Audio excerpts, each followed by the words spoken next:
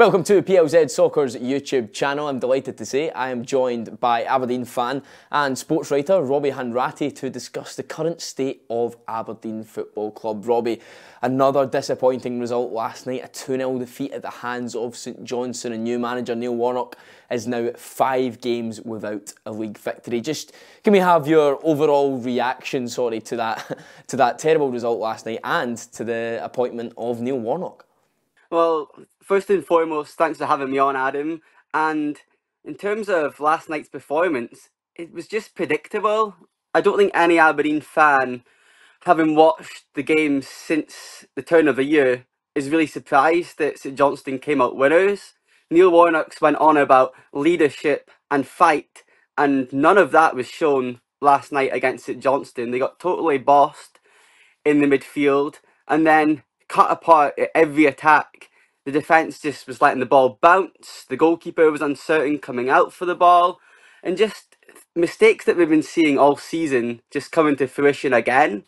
And I think even the most positive Aberdeen fan is now looking over their shoulder thinking, well, St Johnstone have beat us. They're down at the bottom. Ross County are having a bit of a new manager bounce.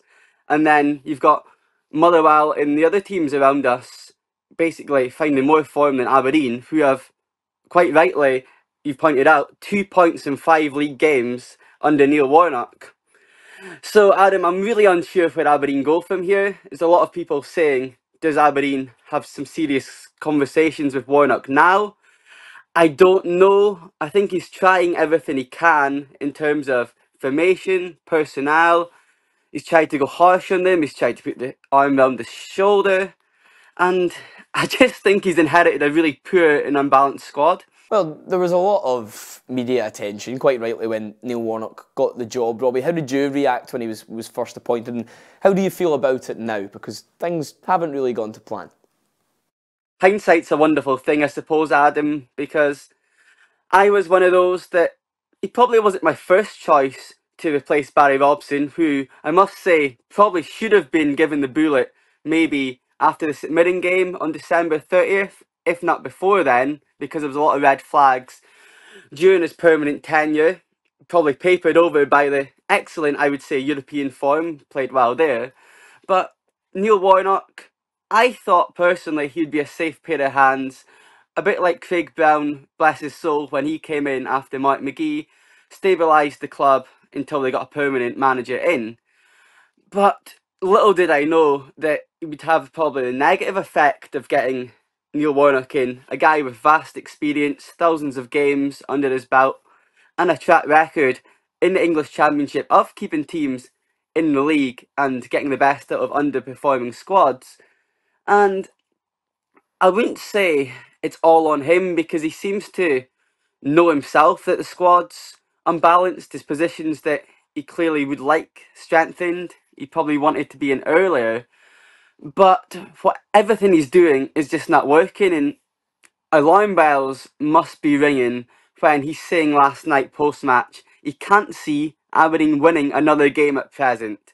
That is very concerning, and when your manager's saying that, what confidence does that bring throughout the playing squad if they haven't got any belief that this current team can pick up the points required with 11 games to go to, let's say, I would think Livingston are doomed, but that dreaded 11th spot is looking closer and closer as it stands. Do you think the manager's up for the fight, given his comments last night to various media outlets? Well, he's denied that report that he's here for a holiday, and I do see his point that he's got a reputation. Neil Warnock, some people called it a circus when he arrived at Pathology, because Sky Sports, TalkSport, every outlet wanted to go on about Neil Warnock, and it brought extra attention to Aberdeen Football Club.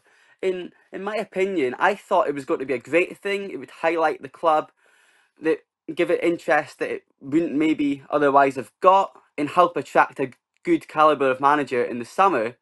But now, with scathing comments after, as each game goes by, it's maybe a bit off-putting for anyone that's wanting to come into the club, because they'll be seeing how big of task they've got at their hands. Because Neil Warnock, I think he's up to the fight, because he's shown at other teams over the years that he can turn things around. But on the other hand, they go down to St Mirren on Saturday and don't see a response, then things will get twitchy, and the fans, Aberdeen fans, sometimes can be quick to react and turn and be negative, but rightly so. And over the last decade, Scottish football has highlighted that you're never too big to go down. Hibernian, Hearts and Dundee United have all had spells in the second tier. I dread to think financially what that would do for Aberdeen Football Club, and I'm praying that's not going to be the case. But something needs to change. A bit of luck. Aberdeen don't seem to get any of the second balls when they're playing recently.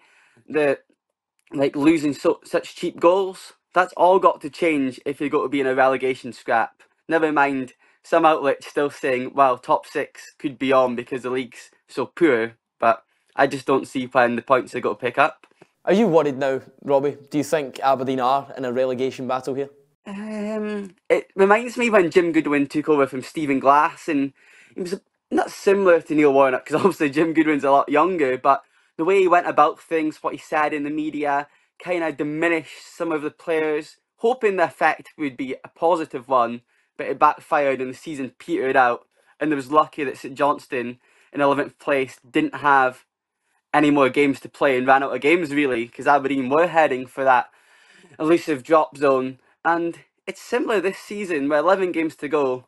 You'd hope Aberdeen could find at least required enough points to escape even in 10th place, which is really, really unacceptable considering the money spent in the summer. 13 signings, the majority haven't been good enough, so that's what's got to be looked at. The head of recruitment, the director of football operations, Stephen Gunn.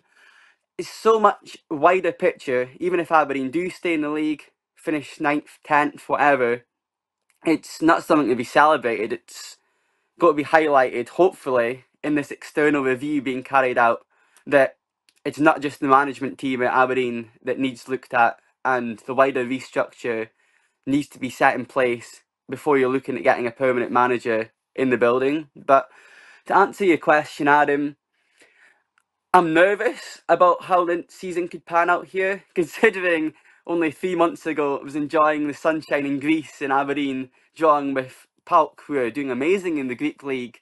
So it's a bit of a turn in fortunes.